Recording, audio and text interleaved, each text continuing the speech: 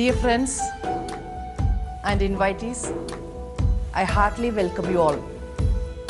Today is a very special day in my life.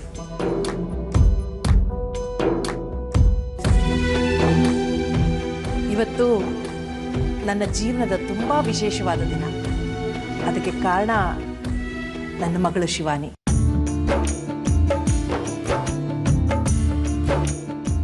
ಅವಳನ್ನ ನಿಮಗೆ ಪರಿಚಯ ಮಾಡಿಕೊಡಬೇಕು ಅಂತಾನೆ ಈ ಪಾರ್ಟಿನ ನಾನು ಅರೇಂಜ್ ಮಾಡಿರೋದು.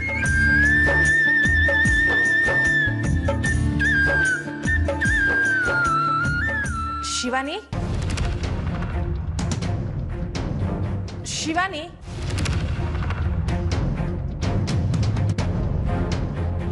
ಅದಕ್ಕೆ ಶಿವಾನಿಯಲ್ಲಿ ಎಲ್ಲೋ ಇರಬೇಕು, ನೋಡ್ಕೊಂಡು ಬರ್ತೀನಿ ರೀ.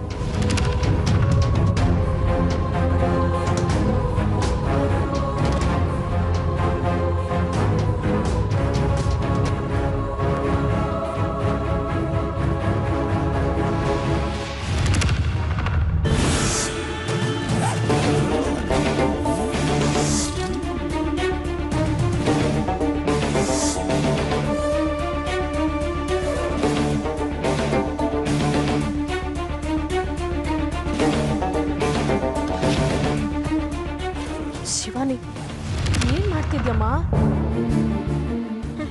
ಚೆನ್ನಾಗಿದೆ. ಊಟ ಮಾಡ್ತಿರೋದು ಕಾಣಿಸ್ತಿಲ್ವಾ? ಅದ್ ನನಗೂ ಕಾಣಿಸ್ತಿದೆ. ಗೀತಾಂಜಲಿ ನಿನ್ನ ಪರಿಚಯ ಮಾಡ್ಕೊಡ್ಬೇಕು ಅಂತ ವೆಯ್ಟ್ ಮಾಡ್ತಿದ್ದಾರೆ. ಎಲ್ಲರೂ ಪರಿಚಯ ಮಾಡ್ಕೊಂಡ್ಮೇಲೆ ಊಟ ಮಾಡೋಣ. ಹಾ, ಬಾ. ವೆಯ್ಟ್ ಮಾಡ್ತಿದ್ರೆ ಇನ್ನೂ ಸ್ವಲ್ಪ ವೆಯ್ಟ್ ಮಾಡ್ಲಿ. ನಾನು ಊಟ ಮಾಡೇ ಬರೋದು.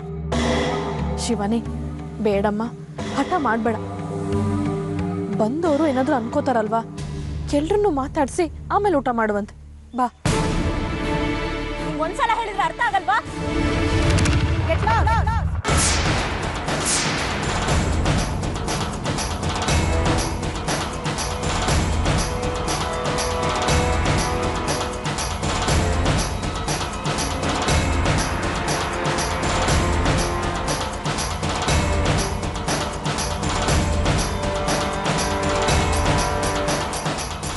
ಆಗ್ಲಿಂದ ಹೇಳ್ತಾ ಇದ್ದೀನಿ ಊಟ ಮಾಡಿ ಬರ್ತೀನಿ ಅಂತ, ಆದ್ರೂ ನನ್ನ ತಲೆ ತಿಂತಿದ್ಯಾ?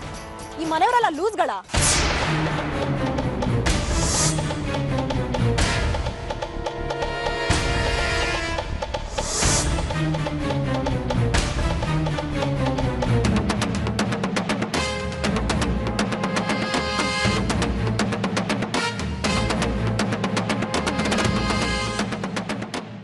ಏನಮ್ಮ ಶಿವಾನಿ, ನೀನ್ ಬಂದಿರೋ ಸಂತೋಷಕ್ಕೆ ಮೇಡಮ್ ಎಲ್ರಿಗೂ ಪಾರ್ಟಿ ಕೊಡ್ತಾ ಇರೋದು.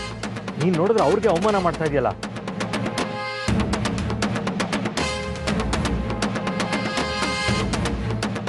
ಮೇಡಮ್ಗೆ ಅವ್ರದ್ದೇ ಆದಂತ ರೆಪ್ಯುಟೇಷನ್ ಇದೆ, ರೆಸ್ಪಾನ್ಸಿಬಿಲಿಟಿ ಇದೆ, ಡಿಗ್ನಿಟಿ ಇದೆ. ಅದನ್ನೆಲ್ಲ ಹಾಳು ಮಾಡ್ತಾ ಇದೆಯಾ ನೀನು?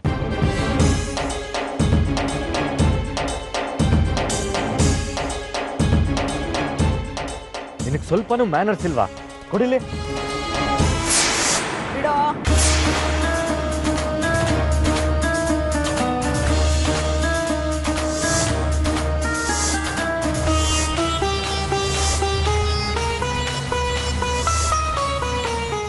ತಿಂತಿರೋ ಅನ್ನನ ಕಿತ್ಕೋತಿಯಲ್ಲ, ನಿನಗ್ ಮ್ಯಾನರ್ಸ್ ಇಲ್ವಾ?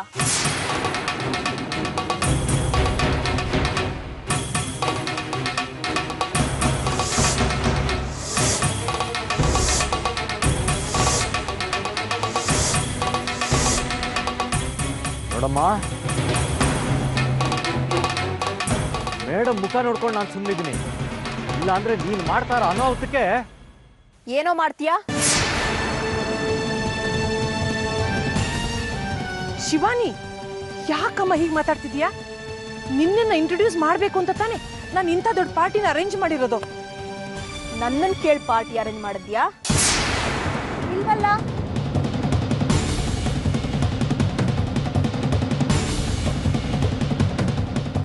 ಇಷ್ಟಕ್ಕೂ ಇವರನ್ನೆಲ್ಲ ಪರಿಚಯ ಮಾಡ್ಕೊಂಡು ನಾನೇನ್ ಮಾಡ್ಲಿ?